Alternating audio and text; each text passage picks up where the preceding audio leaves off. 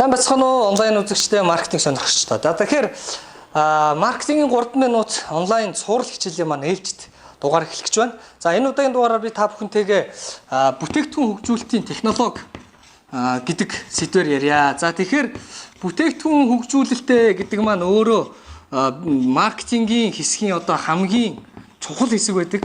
Яг бол сайн бүтээгдэхүүн тавьж таны бизнес амжилт болно. Тэгэхээр бүтээгдэхүүнийг хэрхэн сайжруулах, бүтээгдэхүүнийг хэрхэн хөгжүүлдэг вэ гэдэг дээр бол яг тодорхой юм том номлогчдын одоо гаргасан юм бол байдаггүй.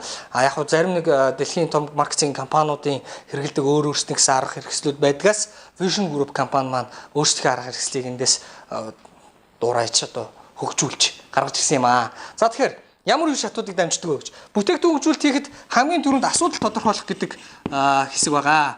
За тэгэхээр таны бүтээгдэхүүн үйлчилгээг хэрэглэх явцад гардаг асуудлуудыг та жагсааж бичнэ. За энийг та бол хэрэглэгчийн анкетын судалгаагаар болж үйл бүлгийн ярилцлагаар тодорхойлвол их зүгээр. Бүлгийн ярилцлаган дээр одоо бүтээгдэхүүнийг хэрэглүүлж үзүүлээд гарч байгаа ямар бэрхшээлүүд байна те. Одоо хамгийн нийтлэг олон нийт мэддэг нэг жишээ бол чинь Витафитийн унгандонуудыг онгойлгоход асар хэцүү байдаг шүү дээ. Одоо ингэ онгойлгож болтгоо.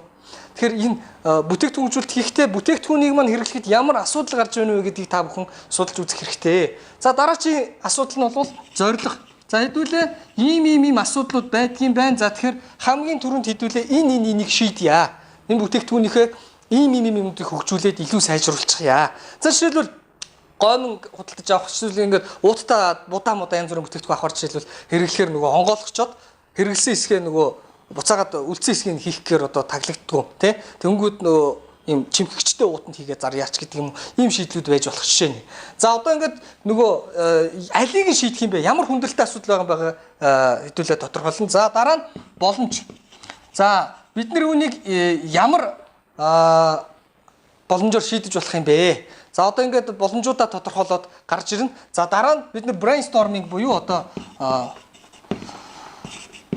хурал хийнэ. За brainstorming бол та эндээ бол мэрэгжлийн хүмүүс, хэрэглэгч, өөрсдөө технологич янз бүрийн хүмүүсийг оролцуулж хагаад за одоо биднэрх гараад байгаа асуудал юм байна. Ийм зорилго тавьсан юм аа бид нар тийм ээ. Биднэрт байгаа боломж нь ийм байгаамаа. За одоо энийг хэрхэн шийдэж болох вэ ингээд чиглүүлсэн brainstorming хийгээд дараа нь үнэлгээ хийгднэ. Үнэлгээ бол нөгөө тэрэн дээрс чинь янз бүрийн байдлаар шийдэж болно. Нэг асуудлыг 2-3 янзаар шийдэж болно ш. Тэгэхээр тэр шийдэж байгаа шийдлийн үнэлнэ гэсэн үг. Энэ ямархуу хөрөнгө оруулалт шаарддаг, ямархуу цаг хугацаа орох юм, ямар өгөөчтэй юм те. Энэ болгоныгоо гаргаж чагаад хамгийн сүүлд шийдэл.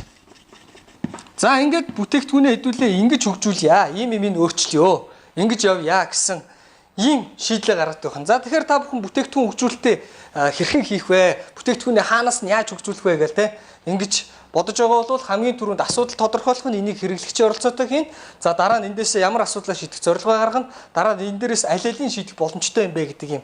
Боломжоо тодорхойлоод дараа нь мэргэжлийн хүмүүстэй brainstorming хийн. Ингээд гаргасан brainstorming-ыг үнэлээд хамгийн сүүлийн шийдлээ гаргаад бүтээгдэхүүнээ хөгжүүлнэ. За ингээд бүтээгдэхүүнээ хөгжүүлэх арга технологио би та бүхэнтэйгээ хуваалцлаа. Ингээд таны бизнест амжилт хүсье.